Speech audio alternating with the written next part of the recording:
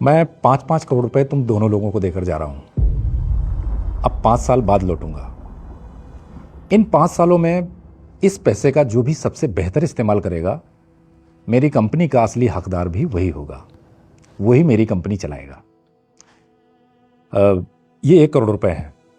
इसमें से 50-50 लाख रुपए तुम दोनों लोग ले लेना और बाकी के तुम दोनों के अकाउंट में मैंने ट्रांसफर करा दिए हैं। ठीक है पापा। ठीक है पापा।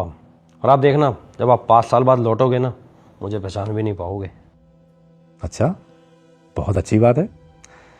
हालांकि ये सब तुम्हारी काबिलियत, तुम्हारी बुद्धिमानी और वक्त बताएगा। अच्छा, मैं चलता हूँ, थोड़ा रेस्ट कर लूँ। शाम की फ्लाइट से मुझे कनाडा निकलना है। ठीक है पापा, आप रेस्ट कर लो।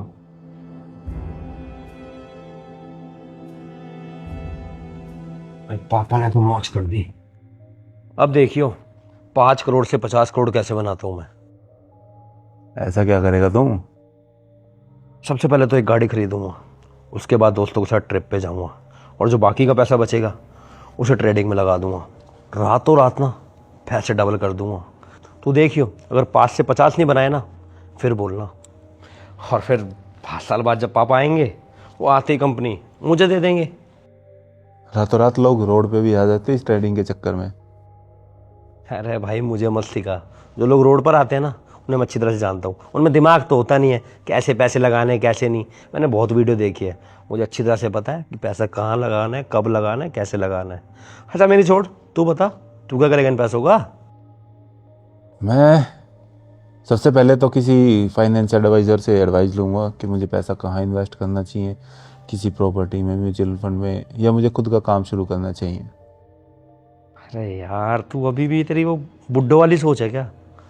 अरे इन पैसों से एंजॉय नहीं करेगा क्या? अरे पैसा तो आता जाता रहता है भाई। एक बार जवानी चली गई ना, वो वापस नहीं आएगी। भाई लाइफ को भी साथ साथ इंजॉय कर लूँगा, टेंशन ना ले। पता नहीं तू क्या ही करेगा और क्या नहीं करेगा। खैर छोड़, तुझे समझाने का कोई फायदा नहीं है। मैं अपने 50 निकाल रहा हूँ, 50 तेरे अलग रख रहा हूँ। मुझे गाड़ी बुक करा के आनी है। मैं वेट नहीं कर सकता कि कल जाऊँगा। आज की आज गाड़ी लेके आएंगे।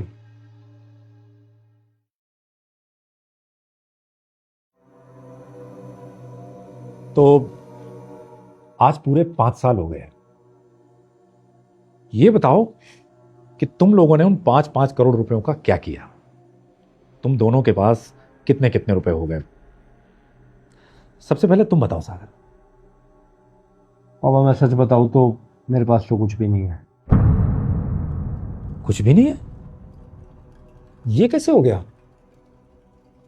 सबसे पहले तो मैंने एक स्पोर्ट्स कार ली, पूरे 3 करोड़ की, जिसकी 1 करोड़ रुपए मैंने डाउन पेमेंट कर दी। और उनमें से कुछ पैसों से मैं अपने दोस्तों के साथ ट्रिप पर चला गया।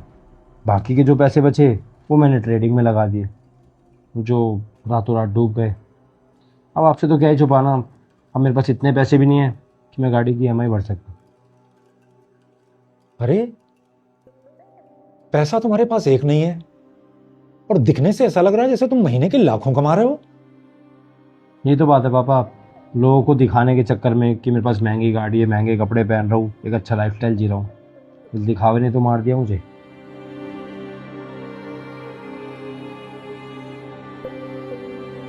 तुम बताओ संजू, तुमने उन पैसों का क्या किया? तुम्हारे पास कितने हैं? अरे पापा, बड़े भाई को देख के तो लग रहा है कि इनकी हालत तो मुझसे भी बुरी है। पापा मैंने एक फाइनेंस एडवाइज़र से एडवाइस ली थी।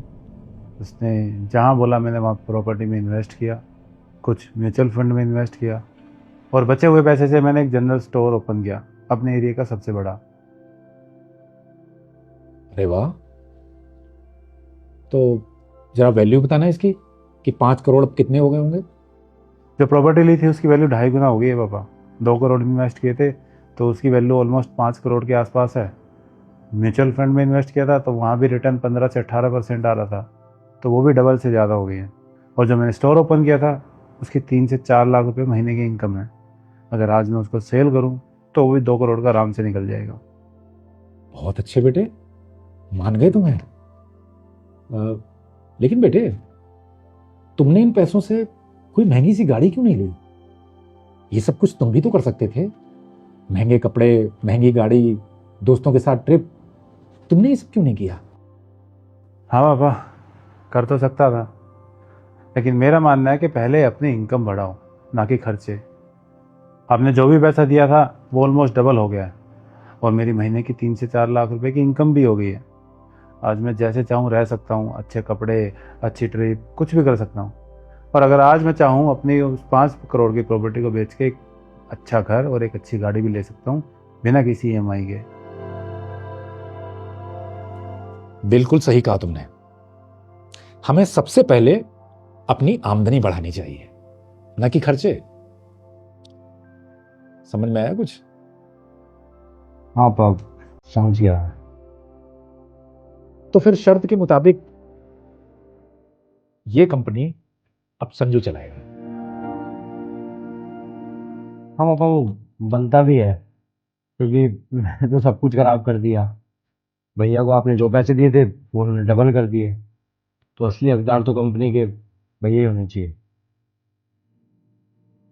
तो संजू, ये कंपनी मैं आपसे तुम्हें सौंप रहा हूं, और मुझे पूरा यकीन है कि तुम इस कंपनी को बहुत ऊंचाइयों पर लेकर जाओगे। जी पापा, आपके आशीर्वाद के साथ और छोटे भाई के सपोर्ट के साथ। क्या मतलब भैया? मतलब ये कि कंपनी हम दोनों भाइयों की है, तो दोनों मिल के चलाएंगे इसको। लेकिन मुझे कुछ भी नहीं आता है, मैंने तो सब कुछ खराब कर दिया ऑलरेडी। खराब तूने भले ही किया है, लेकिन उससे सीखा बहुत कुछ होगा, और फिर भी मेरे साथ रहेगा तो तुझे कुछ गलत नहीं करने दूंगा। ये कंपनी हम दोनों भाई की है, तो हम दोनों मिलकर चलाएंगे इसे। थैंक यू सो मच भैया, थैंक यू सो मच। आपसे वादा करता हूँ कि मैं अपना 100% दूंगा इस कंपनी को। मुझे बचपन से तुम्हारे अंदर एक लीडर दिखाई देता था, तो फिर अब लीड करो अपनी इस कंपनी को भी और अपने भाई को भी। ठीक है पापा।